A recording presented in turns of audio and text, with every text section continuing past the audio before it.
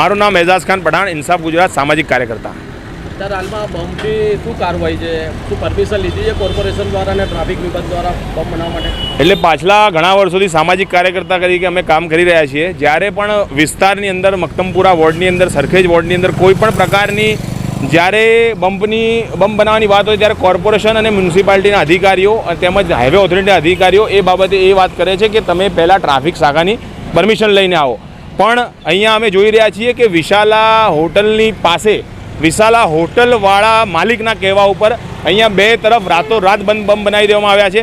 અમને બમ્પ બનાવવાથી કોઈ પણ વાંધો નથી, પણ પહેલાં થોડા સમય પહેલાં લગભગ 1.5-2 મહિના પહેલાં અમે હાઈકોર્ટમાં ગયા હતા અને હાઈકોર્ટમાં જઈને અમે આ રોડના પેચવર્કનું કામ હોય, આ રોડના બમ્પના ઉપર પટ્ટા લગાવવાનું કામ હોય, તમામ કામો કરાવવા માટે હાઈકોર્ટમાં અમે એક દીવાની રાહે અરજી કરવામાં આવી હતી. ત્યારબાદ અહીંનું સમારકામનું કામ કરવામાં આવ્યું. અહીંયા 2 બમ્પ બનાવવામાં આવ્યા. અમને વિસ્તારના સ્થાનિક લોકો દ્વારા લગભગ 2 દિવસથી ફોન આવે છે. રાત્રે રોડ ઉપર કશું દેખાતું નહોતું અને બહુ ખરાબ પરિસ્થિતિ હતી. હાઈવેના જે અહીંયા જે સુપરવાઇઝર છે લક્ષ્મણભાઈ ગોહિલ જોડે મારી જે વાતચીત થઈ છે, બીજા અધિકારીઓ તો મારા ફોન ઉપાડતા નથી, પણ ટેલિફોનિક મારી જે વાતચીત થઈ છે એ રેકોર્ડિંગ પણ આપ મીડિયાના માધ્યમ દ્વારા હું પ્રસારિત કરવા માંગીશ. એની અંદર મેં એમને કીધું છે કે સુપ્રીમ કોર્ટ અને હાઈકોર્ટના ચુકાદા છે કે કોઈ પણ જગ્યાએ આ રીતે તમે વગર પરમિશને બમ્પ ના બનાવી શકાય. કોઈ મોટો ધાર્મિક સ્થળ હોય, કોઈ મોટી શાળા હોય કે કોઈ મોટું હોસ્પિટલ હોય, એ જગ્યાએ બમ્પની પરમિશન આપવામાં આવે છે.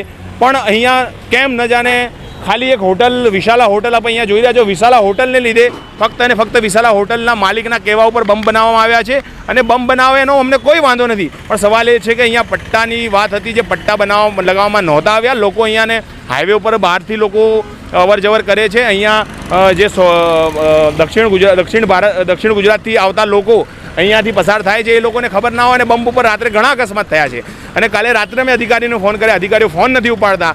અને અમારી ટીમ અહીંયા ઇન્સાફ ગુજરાતની ટીમ, અમારી અનવરભાઈ કાજી અને જાકીરભાઈ અને અમારા વર્મા સાહેબ અહીંયા હાજર છે. અમે તમામ લોકો ફોન ઉપર અધિકારીઓ જોડે ટેલિફોનિક વાતચીત કરી છે અને એ લોકોનું એવું કહેવું છે કે અમે બી હાલ તત્કાલ અહીંયા બમ્પ ઉપર પટ્ટા મરાવી રહ્યા છીએ. પણ આપ જોઈ રહ્યા છો બમ્પ ઉપર જે પટ્ટા મરાવવાનું કામ થઈ રહ્યું છે, થીગડા લગાવવાનું કામ છે એક પ્રકારનું. આ જે પેન્ટ થઈ રહ્યો છે એ થર્મોપ્લાસ્ટ પેન્ટ જે કરવું જોઈએ એ થર્મોપ્લાસ્ટ પેન્ટ કરવામાં નથી આવી રહ્યું અને આ સાદું પેન્ટ અહીંયા કરવામાં આવી રહ્યું છે. વરસાદની સિઝનમાં કેટલા દિવસ ટકશે અને અહીંયા કોઈ અકસ્માત થશે અને કોઈની જાનહાનિ થશે તો એનો જિમ્મેદાર કોણ રહેશે?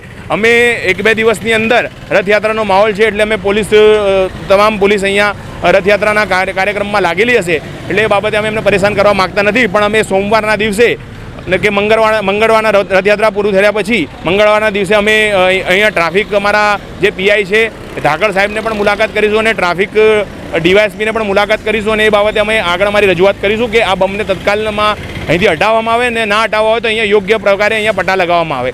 અને બીજી વસ્તુ એ છે કે વિશાલાથી લઈને નારોલ બ્રિજ સુધીના રસ્તો લગભગ 1.5 કિલોમીટર પર નથી, પણ ત્યાં 4થી વધારે ડિવાઈડર લાગેલા છે, 4થી વધારે કટ છે. આપણે જોયું કે એસજી હાઈવે ઉપર કેટલી સરસ મુહિમ ટ્રાફિક શાખા દ્વારા ચલાવવામાં આવી અને એસજી હાઈવે ઉપર તમે કર્ણાવતી ક્લબથી તમે નીકળો તો ત્યાંથી લઈને તમે છેક એસજી હાઈવે પૂરું કરી દો ત્યાં સુધી તમને કોઈ કટ જોવા નહીં મળે. તમને બ્રિજની નીચે જ ફક્ત કટ જોવા મળશે. માણસના 32થી વધારે અકસ્માતો જુવાપુરાથી આ રોડ ઉપર થયેલા છે અને લોકોએ પોતાનું જીવ ગુમાવ્યું છે. મને ખબર નથી પડતી કે સરકાર અને કોર્પોરેશન અને હાઈવે તંત્ર શું કરવા માગી રહ્યું છે, ટ્રાફિક શાખા શું કરવા માગી રહી છે. એમને કોઈના જીવની કેમ નથી પડી? કેમ લોકોના જીવ સાથે ખેલવાડ કરવાનું કામ આવા મોટા લોકો, આવા વિશાલા હોટલવાળા માલિકના લોકોના કહેવા પર કામ કરવામાં આવે છે? શું હોટલના લોકો સાથે આ લોકોનું મળતિયાપણું છે અને તેમના ગેસ્ટ માટે આ બધું કામ કરવામાં આવી રહ્યું છે? આ તમામ પ્રકારના અમારા આક્ષેપ છે અને આ બાબતે અમે ટ્રાફિક શાખામાં યોગ્ય રજૂઆત કરીશું. અહીંયા નારોલ બ્રિજથી વિશાલા સર્કલ સુધી લગભગ 4 કટ છે. આ 4 કટની અંદર વિશાલા હોટલ પાસેનું જે કટ બનાવવામાં આવ્યું છે, જેમાંથી ગાડીઓની અવરજવર થાય છે, એના લીધે અકસ્માત થવાની ખૂબ જ મોટી સંભાવના રહેલી હોય છે. તો અમારી ટ્રાફિક શાખાને અને હાઈવે ઓથોરિટીને અમારી નમ્ર અરજ છે કે તત્કાલપણે જેવી રીતે એસજી હાઈવે ઉપર જેવા તમામ કટ બંધ કરવામાં આવ્યા એ રીતે આ બધા કટો બંધ કરવામાં આવે અને પબ્લિક ભલે ફરીને આવતી હોય પણ આની કોઈ જરૂર નથી, કેમ કે અહીંયા કોઈ એવી વસ્તુ નથી કે અહીંયા કોઈ એવી મોટું માનવ મહેરામણ રહેતી નથી કે તેના લીધે આ કટ રાખવામાં આવે. તો આ મળતિયાપણું બંધ કરવામાં આવે, તત્કાલ આ કટ બંધ કરવામાં આવે અને આના ઉપર યોગ્ય પગલાં લેવામાં આવે.